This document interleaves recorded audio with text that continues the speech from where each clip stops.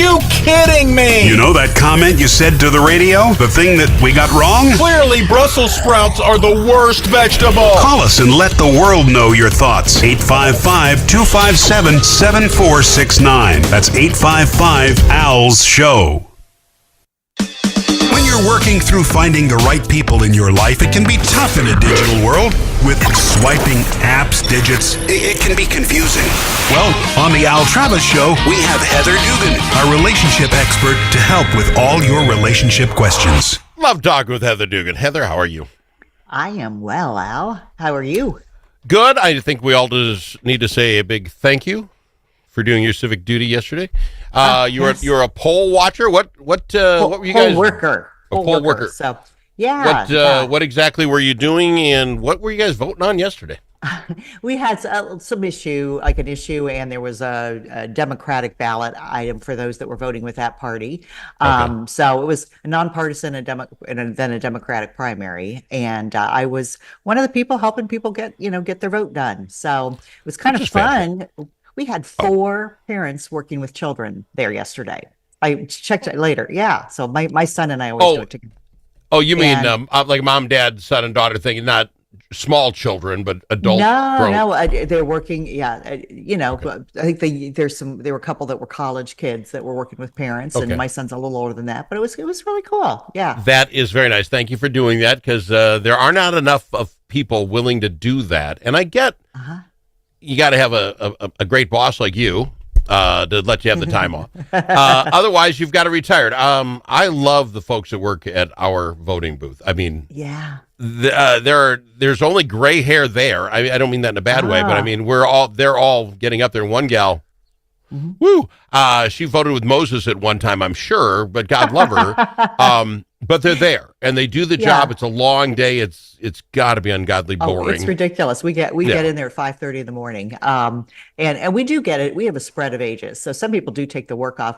I most admire yesterday a woman who had just flown back from Ireland, so she was exhausted. Can you imagine? Wow, yeah. No sleep, but she was not going to miss her poll working job.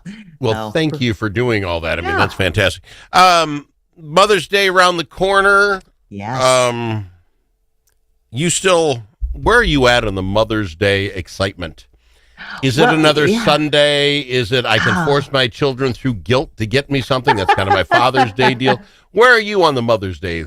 It's there are things that are a little mixed for me. My mother died in 2001. I'm sorry. So I haven't. Yeah, it's just it's very different when you don't actually have a mother.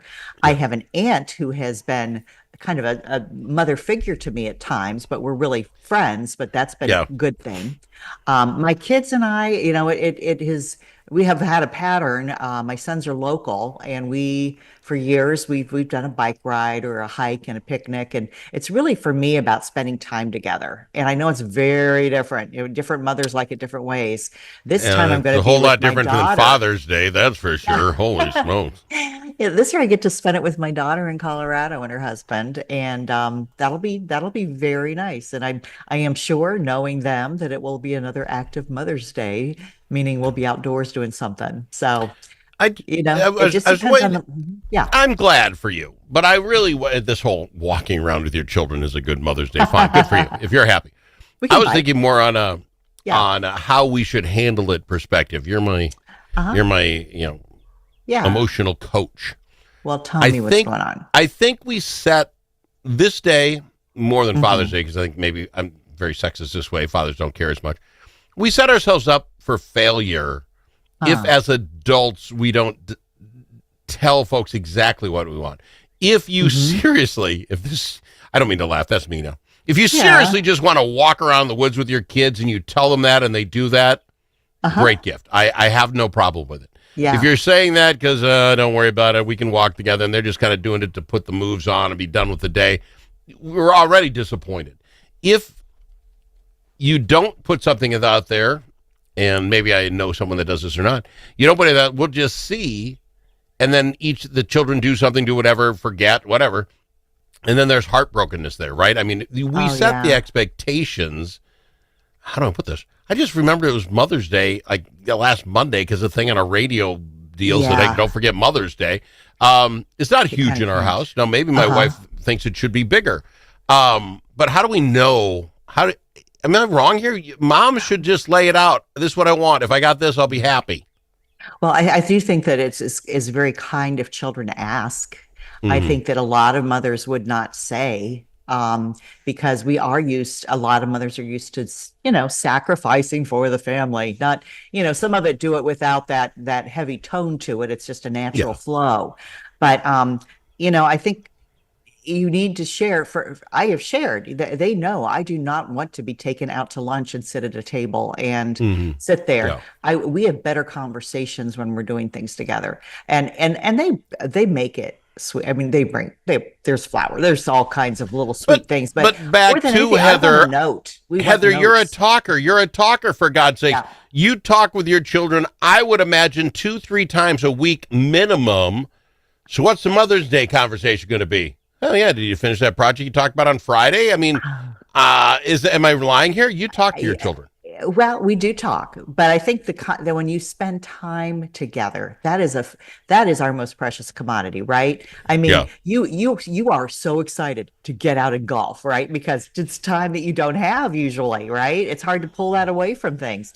So, imagine how it is for a mother to spend time with their kids. And when you can have all the kids together, it just takes you back to a lot of memories. And there's something about the synergy of a group like that where the memories flow a little more. You remember things together that you wouldn't remember separately or with one person in the party, right? I'm laughing a little bit because Father's Day is going to come running up on us. We're going to have the same conversation, I suppose. I have a brother who will be remain nameless, but gives to his family all year long. I mean, he's every softball game, everything. He's just there. That's great. And on Father's Day, he asks for the day off. That he will go with a friend to go golfing alone. He just going to go have some beers, going to have chicken wings. He's going to spend the day alone. It's like the anti-Heather holiday. And I'm just wondering who's wrong. And I'm thinking this guy does it day to day to day, and he wants a day to just, I can be me. I look up to him for that. You know what? It is different at this stage of life for me because I don't have that time with my kids all the time that he does with his. And I think for a lot of moms that are in the midst of mothering, spa day is a welcome relief from all the responsibilities. So I think more than anything, I guess, out of this conversation, I would hope that people think about what does your mom want? What's special about her? And speaking of special, more than anything, write her a note. It doesn't have to be a big thing. It doesn't have to be in a card, but we keep those guys. I have a special my kids have ever written to me is there. And, after my parents died, I found the notes I'd written to them.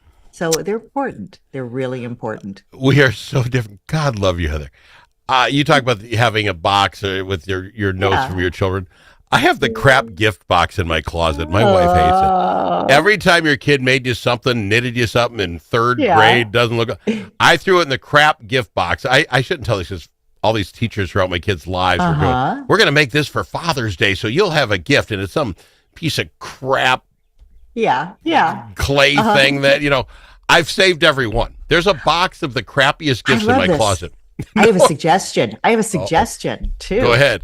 Okay. When their Father's Days come up or when Christmas sometime, wrap it up again and give it to them. Oh, I'm going to have to do that. My wife, why would you save if you hate it that much? I said, it's not hate. It's just the ridiculousness of it. It's remarkable. Kids, I've got a tie that I don't even know what kind of material is made out of. One of the kids put their face and you send it into some place and they make a necktie with your kid's face on it. Well, you can't wear it anywhere. I mean, what? I'm going to wear that to that meeting with 3M? No, I mean, it's so it goes in the box. And evidently, I'm the weirdest sock guy ever. If it's some strange sock with some weird pattern or something, oh, Dad'll love that for Father's Day. I'm like, there's another thing I'm not wearing today goes right in the bin. I got to go to. You laugh. You and I are different. I got a box and I cherish it. I got a box and I laugh at it over and over again. I'm glad it's brought you joy. in a weird, yes, Yes. different kind of joy. You can't wait to reread and live the memories. I can't wait to hold this up in front of their face and say, you gave this to me as a present. With a bow on it. There you go. We'll be back after this with more with Heather Dugan, our relationship expert on The Al Travis Show. If you could save a life, would it be worth 60 minutes of your time? SAVE, Suicide Awareness Voices of Education, wants you to know that you can save a life. The One Step Ahead online suicide prevention training teaches you the 4 easy steps to talking to a friend, coworker, or family member about suicide and how you can give them the help they need. Best of all, the training is free. To sign up and take the training, go to save.org/one-step-ahead. That's save.org/one-step-ahead. Do you have a closet full of old videos, photos, slides, or films? Regain that space and preserve those memories for future generations. Visit archivinglifemedia.com or call 952-829-8018. See how safe and simple it is to digitize all your media. Gain peace of mind knowing that all those important memories will be saved and can be seen and shared again. Do it today. Check out archivinglifemedia.com or give them a call, 952-829-8018. All the special interests are represented in St. Paul. But who speaks for you? Center of the American Experiment does. Our policy fellows dig into the tough issues that matter to you and offer common sense solutions on education, taxes, crime, and energy. American Experiment is the trusted, nonpartisan voice of Minnesotans like you. We are working every day to make Minnesota a better, safer, more prosperous place. We are American Experiment. Go to americanexperiment.org to learn more.